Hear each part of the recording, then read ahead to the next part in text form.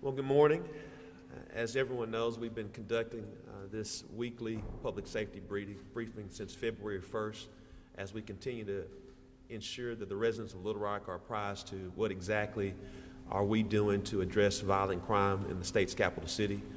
As always, we want to start by sharing our appreciation to the men and women of the Little Rock Police Department and all that they're doing to reduce crime, address crime, each and every way. And as we've always shared, we're taking a dual approach of both proactive policing and addressing systemic root causes through prevention, intervention, and treatment.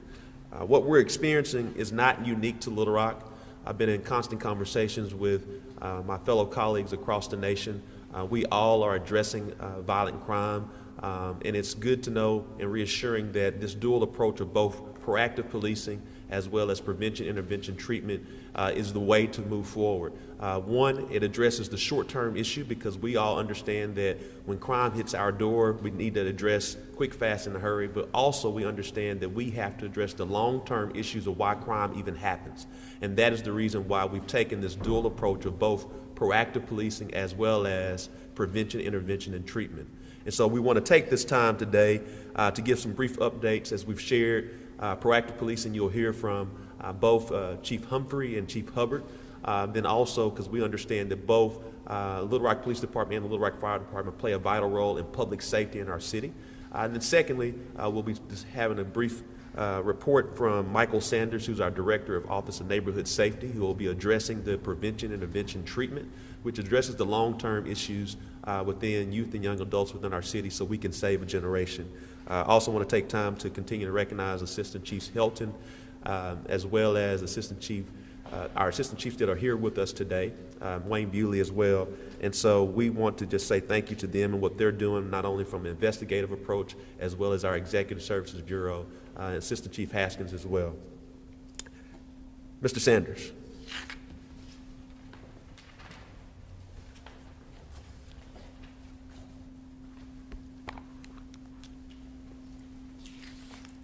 Thank you, Mayor.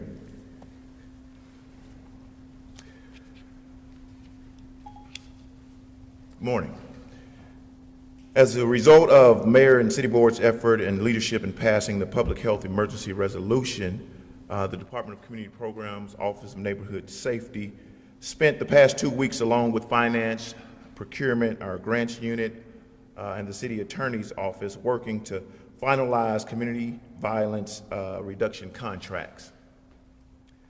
As you know, these contracts are to provide funding to community agencies and partners to provide services in the areas of conflict resolution and anger management, hospital-based intervention, life skills and or workforce readiness, and prevention of criminal activity through violence intervention.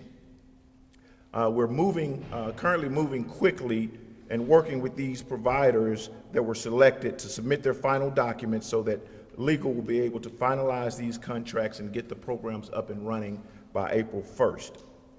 In addition to those funding opportunities, we've been working also with procurement and our grants unit to develop a system or a process by which we can provide technical assistance and possible access to direct funding to other agencies who have not been successful in previous opportunities.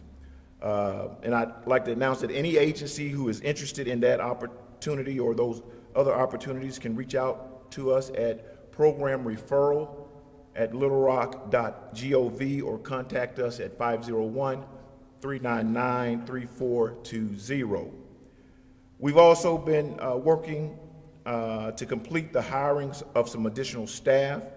As the mayor mentioned previously, we have advertised a number of opportunities.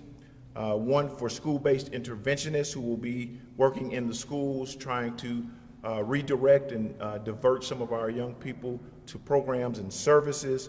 And the other, we're looking to hire some additional street outreach specialists whose job it is to reach those individuals at the street level and direct those individuals to some services as well. We've been interviewing those candidates and should be making offers by the end of this week, no later than early next week. We look forward to those individuals adding those additional levels of support, both at the street level as well as the school-based level. Also, in an attempt to keep our young people active and productive during the summer months, we currently are accepting applications for our summer youth employment opportunity. This opportunity is for youth ages 16 to 21 who are Little Rock residents. They will work Monday through Thursday, approximately 32 hours per week for approximately 6 weeks during the summer, plus 1 week of training. Those individuals or young people or parents who are interested in signing their students up or children up, please log on to the city's website. I was on the site today, and that's the first visual you see, a direct link to apply to that application. And then if that doesn't work, they can also click on employment, click on summer youth employment, and then click apply, and they can have a direct access to that application. We're also recruiting businesses to apply for our summer youth employment opportunity to serve as work sites. If you're a business located in the city of Little Rock and are willing to host a young person this summer or multiple young people, please sign up. This is your opportunity to help us develop that next generation workforce. We can't do our summer youth employment opportunity without the help of our business community. And lastly, and again, in an attempt to keep our young people active and productive, we will like to announce that we will be working with our Parks and Recreation Department to provide access to the community center gyms for young people to utilize while out of school during the upcoming week of spring break. So more details will be outlined in the next few days, and we'll be making that announcement soon. Again, for any information or questions about any of these opportunities or future opportunities, please contact us at programreferral@littlerock.gov or call us at 501-399-3420. Thank you. Thank you so much, Mr. Sanders. Again, we want to reiterate just how crucial and critical it is to ensure that our youth and young adults have something to do this summer in a very productive fashion. And so we're excited to bring back the Summer Youth Employment Opportunity Program, where somewhere between 600 to 1,000 youth will be able to have a job that the city of Little Rock is paying for. They're able to not only have a job, but get a chance to understand leadership, mentorship, as well as soft skills as we continue to prepare our next generation. But this is yet another opportunity to address our youth generation to ensure that we're moving forward with them as we continue to do this. Again, what our Office of Neighborhood Safety is showing is what we're doing from a prevention standpoint to address systemic root causes. This approach is something that you're seeing not only here in Little Rock, but across the nation with my fellow colleagues, as we focus on proactive policing, but also prevention, intervention, and treatment, and we know we are on the right path by saving a generation. We'll now have our public safety update from a proactive policing standpoint from Chief Humphrey. Thank you, Mayor. Good morning, everyone. I'd like to just kind of start off by saying that this past weekend we had our 14th homicide. This time last year we had 11 homicides. This happened in the 5,000 block of West 65th. I'm happy to say that we have 2 suspects that have been arrested in relation to this offense. That's through the hard work of our men and women, our detectives, who basically work nonstop in locating these individuals. So we believe, and well, we know this was an isolated incident, so there was no other part of the city that was in danger. I just kind of want to remind the citizens about our tip line, area code 501-371-4636. This is very important. We've started to see a lot of people call us and provide information. I believe that has a lot to do with our increased proactive partnerships through our 21st century policing, through our patrol, our street crimes. We're doing a lot of proactive initiatives out here. People are talking to us, providing us information, and getting more and more comfortable with our officers. So, you know, I want to talk today about illegal guns. I want to talk about how vehicle burglaries, you know, we've talked about ag assaults, we've talked about battery ones, we've talked about homicides, but we all know that illegal guns contribute to those type of crimes. So I kind of want to talk about some of the things that we're doing and some of the things that we've discovered. We are a police department that focuses on data-driven information. We cannot do our job without technology. We talk about proactiveness, we talk about our community providing information to us, but one of the things that we know, that if we didn't have the data, the technology, you hear me talk about DDEX, data-driven approaches to crime and traffic safety. That intel is what provides the officers and provides the supervisors of where we need to deploy resources. So that's been very vital. And so this week we're going to talk about burglary of vehicles, and most people call them breaking and enterings, but burglary of vehicles. You've seen on social media, we continue to put information out about vehicle burglaries, and we also put information out about weapons being stolen from cars. We know that 44%, last year 44% of our guns were stolen from vehicle burglaries. I will tell you, if you look at our graphics here, it tells you about the areas that we have noticed an increase in these guns being stolen out of vehicles. I can't stress enough for citizens to realize, please don't leave weapons in cars. I think a lot of times citizens think about, when you talk about burglaries, vehicle burglaries, I think they think we're talking about cell phones, purses, briefcases, cell phone charging cords, other valuables. But they forget about weapons because a lot of times the weapons are under the seats or they're in the glove compartment or the center console. So I think that they believe, because they may not be in plain view, that they're off limits. But I'll tell you that there are people out here searching for these weapons. They know that this is a gun-friendly state. You know, we have our constitutional carry, we have the concealed carry, and so there are a lot more guns on the street. But so people are stealing guns out of cars. One of the things we noticed, and statistics change on a monthly basis. So what I'm talking about today is the statistics from the end of February. And what we do know is that we've had 20 guns stolen from the River Market area.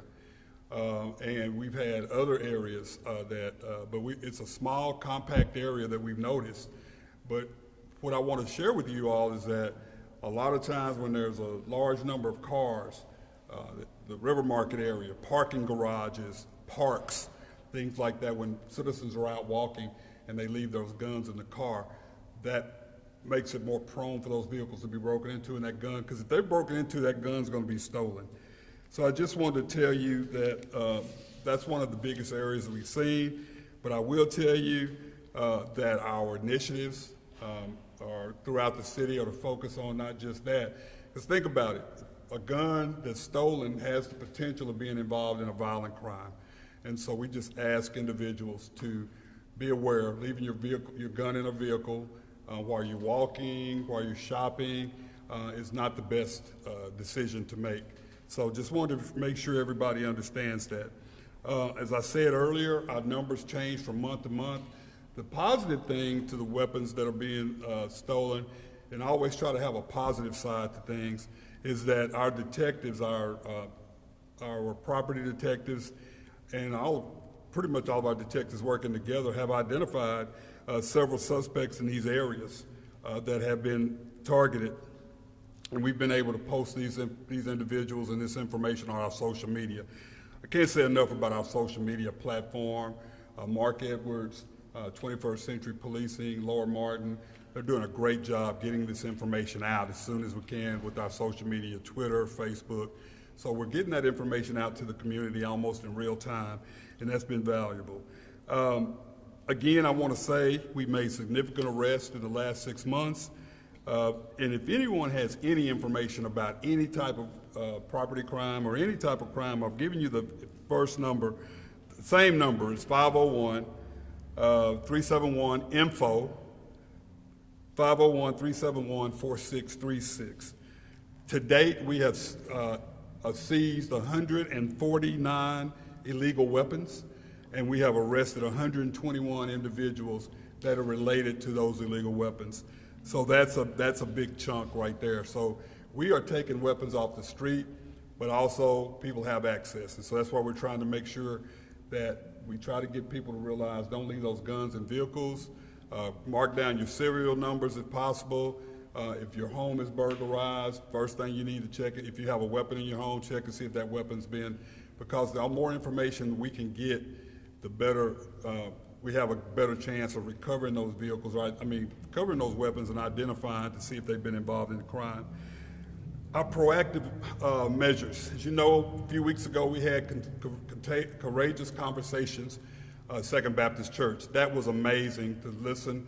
The main focus is to listen to our community regarding their concerns, regarding how they can help. We got a lot of positive feedback, a lot of positive dialogue regarding the citizens wanting to help. They acknowledge that this is a public safety issue when it comes to violent crime, and they want to know what can they do to continue to help. So our next one is going to be at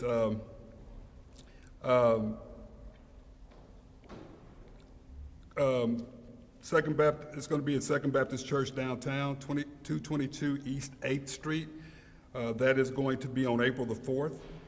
And then again, starting in April, we'll start back on the 2nd, 3rd, and 4th Thursdays. We'll start back with our quarterly meetings in each one of our divisions. And so we're excited about that. We think we'll start even doing those back in person. So we're excited about those, and we'll post those dates and times on our social media platform.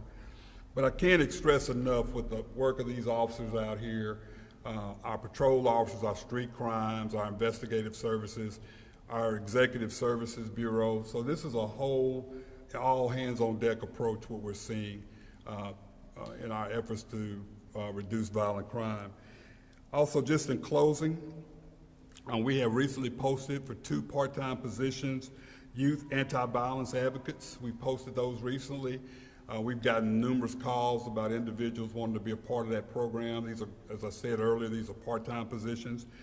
We have also interviewed several people for our part-time social worker. We've got 2 of those positions. We think we'll be making an offer here in the next week.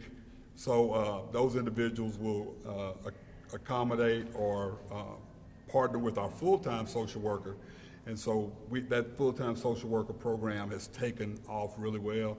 The addition of these, thanks to the mayor and the board of directors passing, allowing us to obtain a grant, and also the crime funds, $1.5 million. A lot of that's helping us in our efforts. So it's a joint effort. It's a city departmental effort, fire department, code enforcement, city attorney's office. All of us are working together in an effort to help reduce crime, because it's a holistic approach we must take. So thank you all. Before we conclude, we also want to have today Chief Delphon Hubbard, who is our Little Rock Fire Department chief, who will be discussing our efforts on how we address loitering with businesses over the last few weeks, and how that has addressed quality of life issues that tend to turn into crime issues. And so this is another way of how we can be more preventative in those situations. Chief Hubbard.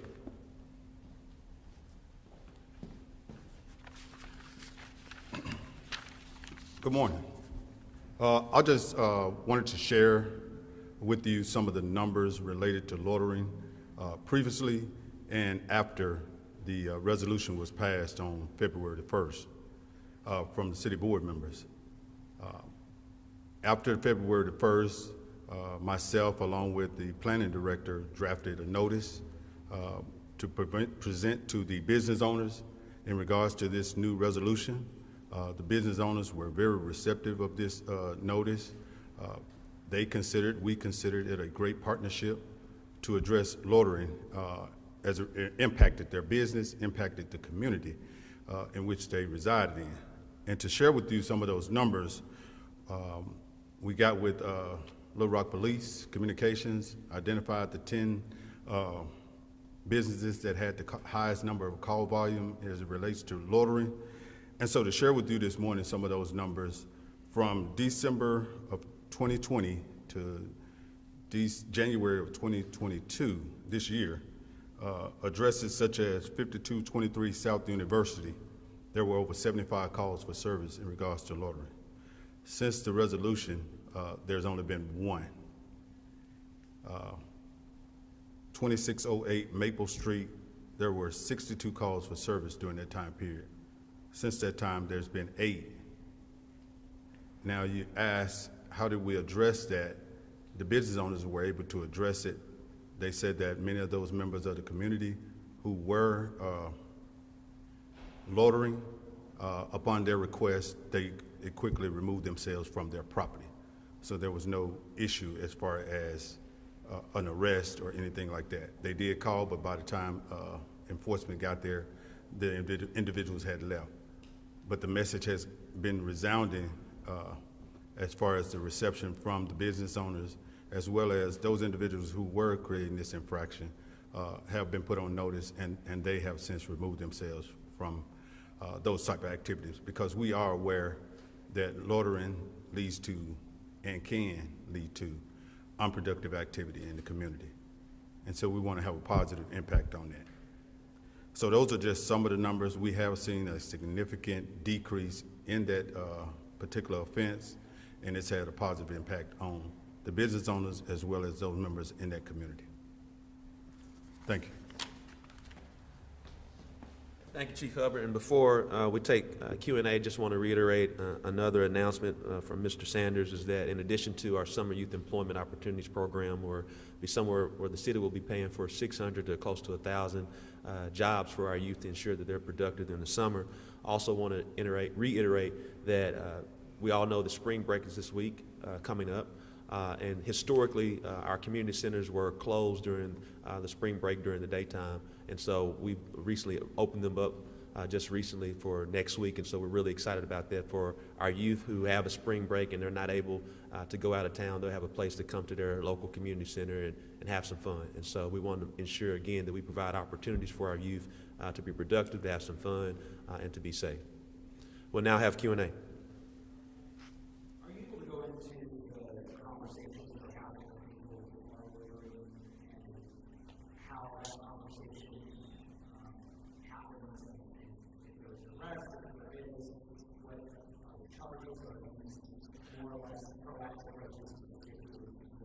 Well, it's a proactive approach, number one. That's the reason why we put forth that particular initiative when you address loitering in that standpoint. And as Chief Hubbard has already shared, when we sent out that notice to the businesses, the business owners took ownership and were able to handle that situation. And in times where the situation called for a fire marshal or a member of the Little Rock Police Department, when they arrived, they were gone. So I think it definitely shows what we're doing proactively as it relates to that. Next question.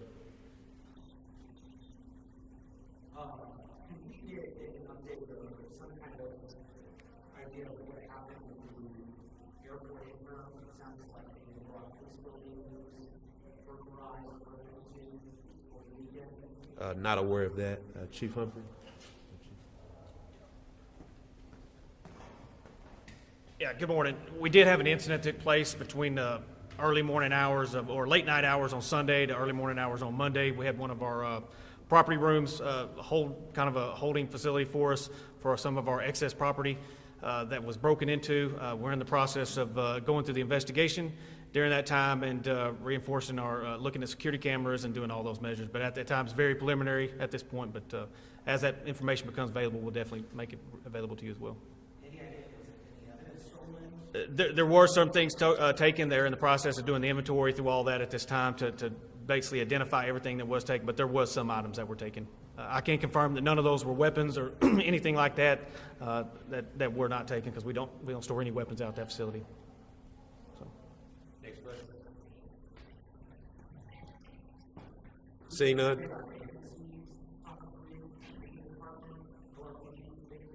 We can get you an update.